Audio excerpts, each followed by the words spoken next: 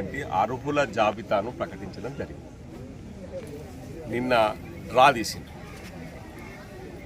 మరి అర్హుల జాబితాకి వెళ్ళి ఎంఆర్ఓ గారు మీరు ఎంతమందికి నిన్న ఇండ్లు ఇచ్చినారు అనేది స్పష్టం చేయాలని నేను ఎంఆర్ఓ గారిని అడుగుతాను. ఒకటే ప్రశ్న సీదా, మీరు ప్రచురితం చేసినటువంటి జాబితానే కదా, ఆ జాబితాలో లేని వాళ్లకు ఇండ్లు ఎట్లా వచ్చినాయి?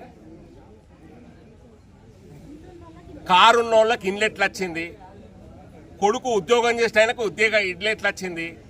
రిటైర్డ్ వ్యక్తులకు ఇండ్లు ఎట్లా వచ్చినాయి? ఇవన్నీ ఒక భక్తి అయితే, సాక్షాత్తు మీరు నిన్న ఒక వీడియో విడుదల చేసిండ్రు. ఏం విడుదల చేసిండ్రు? ఎవరిని పైసలు అడిగినా మా వాళ్ళు పైసలు ఇవ్వకుండ్రి అని. మీరు పైసలు ఇవ్వకుండ్రి అని ప్రజలకు విజ్ఞప్తి చేసే బదులు మీ కాంగ్రెస్ పార్టీ నాయకులను కట్టడి చేసే దమ్ము ధైర్యం మీ దగ్గర ఎందుకు లేదని నేను వివేకాన్ని ప్రశ్నిస్తా ఉన్నా. మీరు ప్రోత్సహిస్తున్నారా? మీరు చెప్పిన వాళ్ళకు డ్రాలా తీపిచ్చి మీ నాయకులు వాళ్ళ దగ్గర పోయి డబ్బులు అడుగుతా ఉన్నారు, ఫోన్లు చేస్తా ఉన్నారు. ఇది బహిర్గతమైనాక దీన్ని మీరు వీడియో విడుదల చేసినారు. ఆ వీడియో విడుదల చేయాల్సినటువంటి పరిస్థితి వివేక్ వెంకటస్వామి గారు మీకు ఎందుకు వచ్చింది?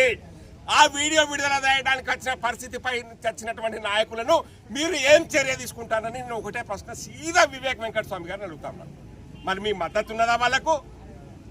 మీ గైరాజారిలా మీకు తెలియకుండా అడుగుతారా? అడిగితే మరి మీరు వాళ్ళ మీద ఏం చర్య తీసుకుంటారు అనేది వివేక్ వెంకటస్వామి గారు స్పష్టంగా ప్రకటన చేయాలి. ఇంకొక విషయము, ఏదైతే గత 10-15 రోజుల కిందట ఇచ్చినటువంటి జాబితా నుంచి మళ్ళీ పారదర్శకంగా అదే జాబితాల చిట్టీలు మీరు మార్కెట్లో ఇస్తారా, రోడ్డు మీద వేస్తారా, మొత్తం మీడియా సమక్షం లోపల డ్రా తీయాలని భారతీయ జనతా పార్టీ డిమాండ్ చేస్తూ ఉన్నది. దీనికి కట్టుబడి